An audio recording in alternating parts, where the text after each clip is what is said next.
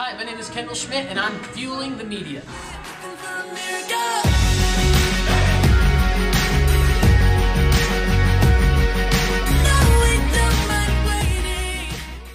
Tour's been awesome so far. It's getting towards the end, actually. I think there's 2 or 3 shows left.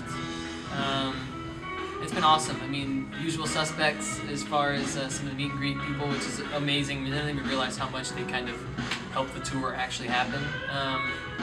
And a lot of new faces, which is exciting, because that was the goal with this tour, was to be a promotional tour for Happy Mistakes, and that's why we're playing like 13 songs of a new record. So it's worked well so far, and we're going to keep going, promoting the record.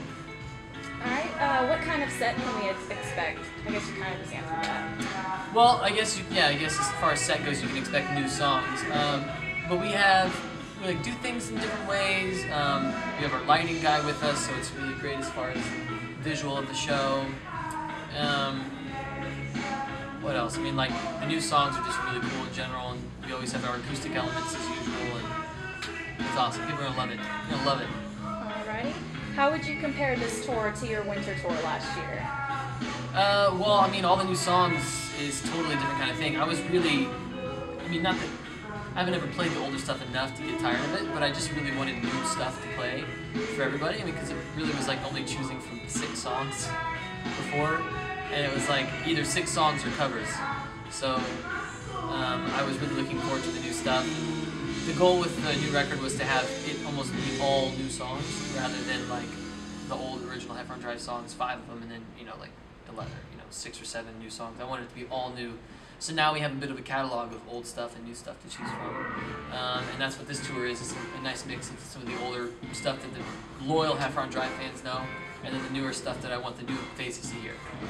Alright, and as far as the new album, how did you decide what tracks went on? Because I know at the winter tour you performed Feel So Good, and that didn't end up on the album. You know, I actually got asked at a meet and greet the other day. The only reason Feel So Good didn't make it on the album was because I didn't feel like it fit well with everything else that was currently kind of happening with it. Feel So Good is great, and people love the song, and now even more I'm realizing, wow, people really did love the song. It just didn't sound right with everything. It was like this 70s kind of funk, 70s, 80s kind of funk, like lyrically not anywhere close to what the other songs were. I just was like, I don't know, I mean, it can always be something that can be released on like a B-sides or even quickly go on the second record. I have to start working on that soon anyway. Alright, what was your reaction to fan feedback with the album release? Well, I knew there was going to be some people who loved it because they've been waiting for it, and I was really excited to see that they actually liked it as much as, because I don't know if they were waiting for new stuff that was like old stuff. I don't know, you never know what they're expecting. So I was just my goal with the record was to make music that I felt good about. So if the song makes me feel something, then I would hope that it makes fans of the band feel something, and not only that, but just anybody else in general. I mean, if a song gives me chills and it's me singing, then it should do the same thing for somebody else, because it's not like I just like sit there and listen to myself all day for my health, Right. So it's like, if it makes me feel good, then it should make someone else feel good. Awesome. Do you have any plans for a music video in the future? It's funny, I just tweeted that, and Really? it caused an uproar. I just said, I was like, hey, who's ready for some videos, because it's in the works right now. I'm getting one of the final treatments locked in, and the budget has been allocated for the video, so that's really sick, and it's going to be happening soon. And then picking the second one is hard, because that would be like picking a potential single. I want the second video to be like what I would want to push, Right. So coming down to it, I've had a couple people mention some things about some of the songs and how they feel about them, and a couple ones keep popping up, and I have to really think about that and why they keep popping up. Right. Previously, before, or last year, I guess, you were talking about wanting to get played on the radio, and then since then you've done a radio tour and you are on the radio, so how does it feel to finally achieve that goal? It's wonderful, it's definitely one of those hard work pays off kind of things. But no matter what, as a musician and as someone who's also seen different levels of success, from Big Time Rush, the shows that we play, to like playing smaller shows like this,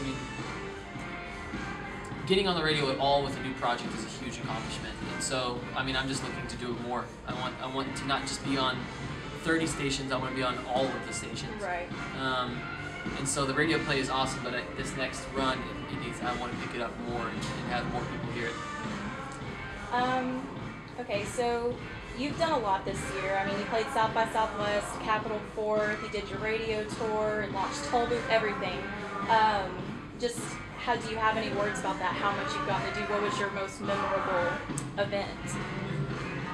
You know, I guess time all kind of blends in together, so a year, I didn't really think about it like that. Like, it's a lot of stuff in this first year, if you really put it that way. So I guess the most memorable thing is, I mean, Capital 4th was a huge deal, just to be there. And this tour has been great. The record coming out, finishing the record, having so much involvement with it. I mean, like, it was obnoxious. Some of the details that were like, I can't believe no one's gonna even notice this, you know, but I notice it, so I can't let it go.